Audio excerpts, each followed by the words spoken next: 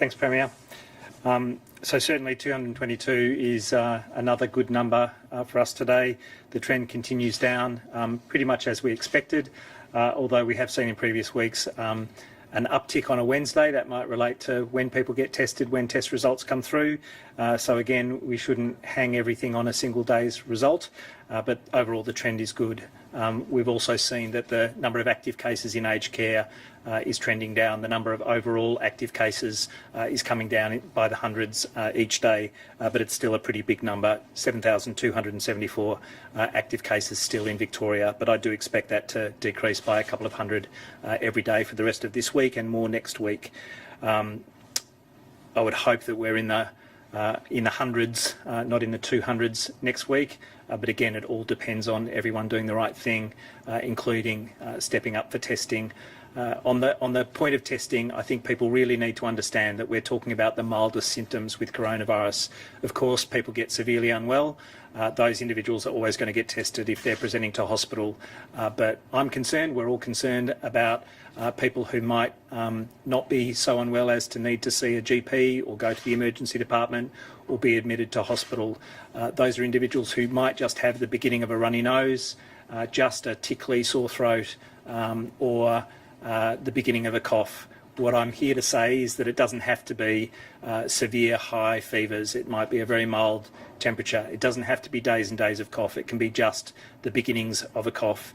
It doesn't have to be a productive cough. It doesn't have to be yellow or green sputum or snot. It can just be the very mildest of flu-like or cold symptoms. So please get tested if you have any of those symptoms. And there are some other unusual symptoms that can be pretty classic in coronavirus. So a change in smell, a change in taste. If you notice something with food or with drink that it just doesn't taste or smell the same, that can be a sign of coronavirus infection as well.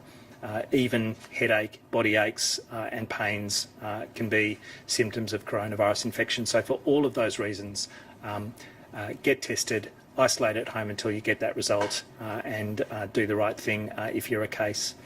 That's it from me. I'm going to take any questions. I might just quickly, Yeah, so certainly that 700 number was the number that were closed off in terms of investigation at that point in time. We've now closed off over 3,000. But for the day-to-day proportion of our daily cases that are mystery cases, if we can map back all of those closed days to the specific day that they relate to, we've gone from in June, fewer than 20% of our daily cases being mystery cases. It went up to almost a third. It's now back below 20%. So it's all going in the right direction, but we're closing off a lot more cases in terms of that finalisation of the investigation. So it's not concerning, if we were to close off 500 cases tomorrow, that would be great. We'd know what the story is, but they wouldn't all be allocated to that particular day. So it's not a concern that there's 5 times the amount of mystery cases that there was to another? No, it actually relates to, the fact we've obviously been focused on the case management, the contact tracing, the outbreak management, and finalising some of the cases in terms of going through each and every detail to close it off in our database has not been the top priority. We've got more capacity to be doing that work now, and so we've closed off a great number, and it gives us a better picture of how things have been over the last month or two. On asymptomatic testing, I will say this. A lot of people are concerned, I'm a casual contact. I know someone who was a contact of someone who's a case. But when you've got no symptoms and you turn up for a test, you've probably got a 1 in 5,000 chance of being a true case. So that's a lot of tests that we have to do to find a true case. We really want to focus on people who've got symptoms, except when we know there's a much greater probability that someone will be a true case. In an aged care outbreak, in a meatworks outbreak, in other specific healthcare setting outbreaks, we want to test people who are asymptomatic because we'll find people before they've got symptoms, and that's important to isolate them at the earliest possible time. But when you're doing thousands and thousands of tests on people who've got no symptoms, the likelihood that you get a false positive test, because no test is 100%, if a test is 99.9% good, you're still going to get 1 in 1,000 that are wrong. And so if you're doing thousands and thousands of those, you're going to have as many wrong positive tests as right positive tests. So we do need to focus on people with symptoms. Just finally on the mystery cases, I'm sorry this is the last one on it. I know we're all feeling optimistic about the case numbers going down each day, and we're guided that, I suppose, by these daily case numbers if we will get out of stage 4 on time. Will you be considering the number of mystery cases when you make that judgment? Absolutely. So, the mystery cases are the ones where we can't link them to an outbreak. They're harder to control in the sense that we don't know where they've come from, so we don't know the settings that they might have acquired it from, so it's harder to focus our attention.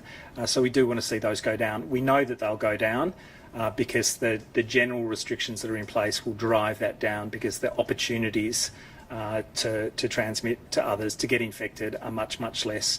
But we do need to look at those as a proportion of the total and on a day-to-day basis. Sorry. How likely is it that the number of people with no symptoms has declined by around 17%, for example? We've been in stage 3 for a long time, stage 4 where even more businesses and schools have shut down. There will be fewer symptomatic people out there. Flu has disappeared, 10 cases a week. You are much, much, much more likely to have coronavirus than influenza if you've got symptoms. But there are other respiratory viruses out there. They won't all have disappeared. So, we've still got kids with runny noses. We've still got coughs and colds that are recurring. But the general way that we've gone about our physical distancing and all of the things that we're recommending in terms of hand hygiene will have also contributed to all of those respiratory viruses. But what we want is at least 50% of anyone who's symptomatic to be getting tested.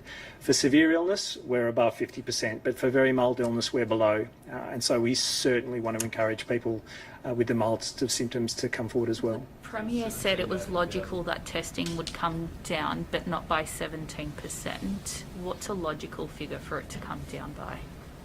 A reduction in cases, Oh no, I meant, so there's been a 17% reduction in the number of tests conducted and processed. Yeah.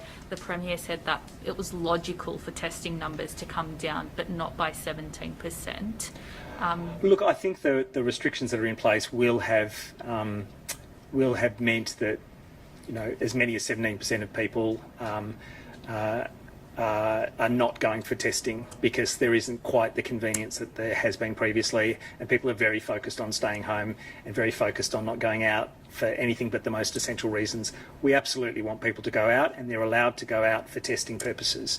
But there'll also be rise and fall in the concern that people have about coronavirus and a sense of concern for themselves about how likely it might be. And as numbers go down, I think that concern goes down, and that's what we're trying to really message, that concern needs to be there. We need to have everyone who's got symptoms thinking that it's coronavirus until proven otherwise, because we'll need those tests to be done, to isolate these cases and follow up their close contacts, but to reduce transmission across the board. What's the daily number that you would like to see to be able to get an accurate picture? Yeah, I don't think there's a magic daily number. I'd love to see it above 20,000 ongoing. I don't think it has to be above 25,000 for it to be doing a better job, but it needs to be targeted to the people who are most likely to have it. We need to have our testing happening where transmission is mostly occurring, but we also need that broad sweep of testing so that we're not missing anything. And there'll be some regional areas that haven't had a case, but there might be cases out there. So we do need that baseline level of testing to occur across the state, so that if there are regional cases or if there are cases where there's a local government area with very little transmission, that we're still picking up anything that might be there. So I think it's more about making sure that the testing is appropriately targeted and that people who've got symptoms are stepping up to get tested. In terms of known, What's appropriate or what's adequate to get an idea? Look, I think we could have adequate levels of testing at 17 or 18,000 if we're getting people who are symptomatic coming forward for testing. But the magic threshold, I don't think there is one. I think it's all about the fact that we just need anyone who's got symptoms coming forward. in terms of known transmission, it was family groups and gatherings, and it went to workplaces.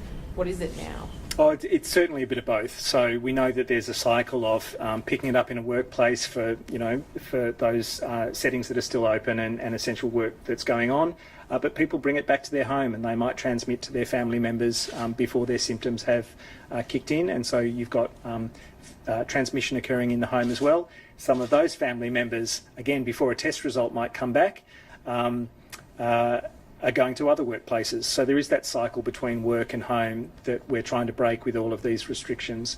But it is a combination. Obviously, we get a very clear picture of transmission that occurs when we know the close contacts, and we know that there's a very significant proportion of our cases that are linked to a close contact, a family member.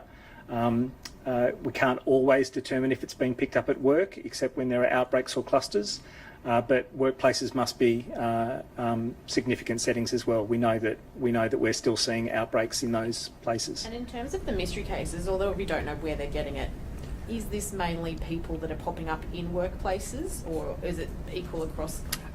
Look, it follows. Mystery cases follow the kind of demographics for our total numbers, so we can't say for sure. But there are more in that 15 to 40 range, or the 20 to 29 age range. So they're a working population. So there's every chance that they're also picking it up in the workplace. Is also able to confirm the total number of deaths? I think it was mentioned 334, but I think last night on the website at about 4:12 p.m. it was mentioned that it was 334. So have we actually hit Yesterday's time. Is it 350? Yeah, is it 351? I've got 351 in front of me. Okay, great. Premier, on aged care, we now know that the surge workforce just wasn't available. I've got it in the notes. Oh, I'm not sure I've got it in my notes. No. We can come back to you. Yeah, we can come back to you.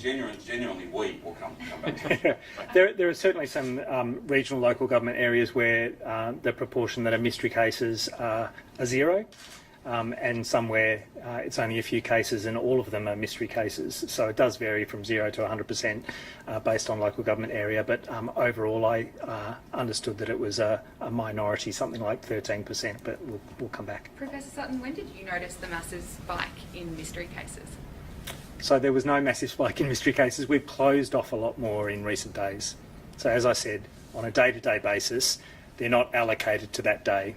If we close off 200 tomorrow, they won't be tomorrow's mystery cases. They'll relate to everything in the previous 2-3 weeks. Is there an update on the R number? On the R number? No, 0.86 is the latest that I've got that's been done by our state intel team. I suspect it's lower again. We're moving into a phase where there's even less movement. That effective R number, R naught, is kind of reflective of transmission that's happened 10 days, 2 weeks ago, and so it'll continue to trend down.